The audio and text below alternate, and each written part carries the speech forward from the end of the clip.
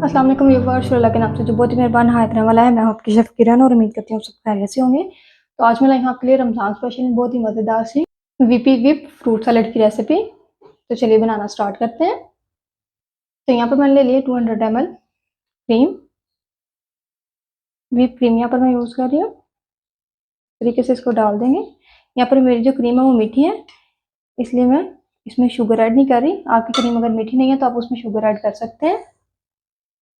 तो सबसे पहले हम सैलेड में ऐड करेंगे केले। क्योंकि आपको पता है केले बहुत जल्दी काले होना स्टार्ट हो जाते हैं। इस वजह से हम इनको पहले डालकर मिक्स कर देंगे ताकि केले हमारे काले ना हो। इस तरीके से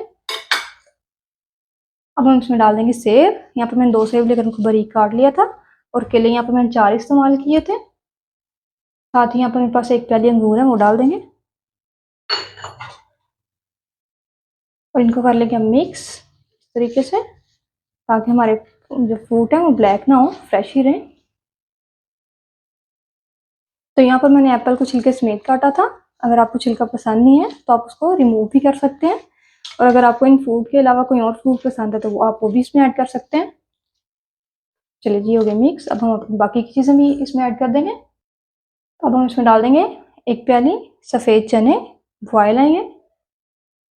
खजूर ऐड कर देंगे। यहाँ पर मैंने 4 खजूर लेकर उनके 2 हिस्से कर लिए थे, वो डाल देंगे।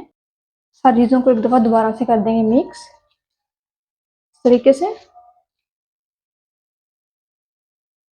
ये सैलेड बहुत ही मज़े का बनता है, बहुत ही हेल्दी है। रमज़ान में जैसे रोज़ों की वजह से थोड़ी सी वीकनेस हो जाती है, तो ये आपके लिए बहुत ही अच्छा है।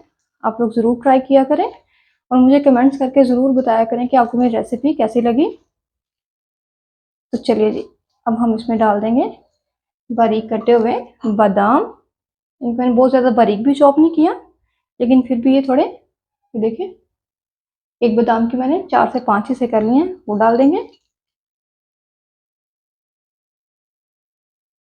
तरीके से। इसको कर लेंगे हम मिक्स।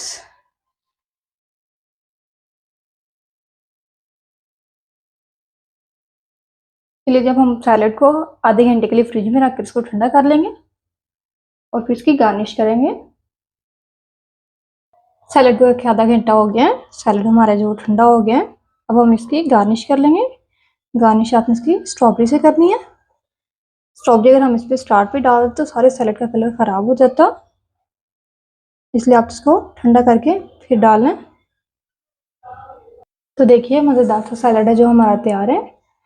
अगर आपको मेरी रेसिपी अच्छी लगी हो तो मेरे चैनल को सब्सक्राइब करें, लाइक करें, शेयर करें और कमेंट्स में ज़रूर बताया करें कि आपको मेरी रेसिपी कैसी लगी। दोबारा मिलेंगे एक नई रेसिपी के साथ। मुझे दीजिए इजाज़त। अल्लाह हाफिज़।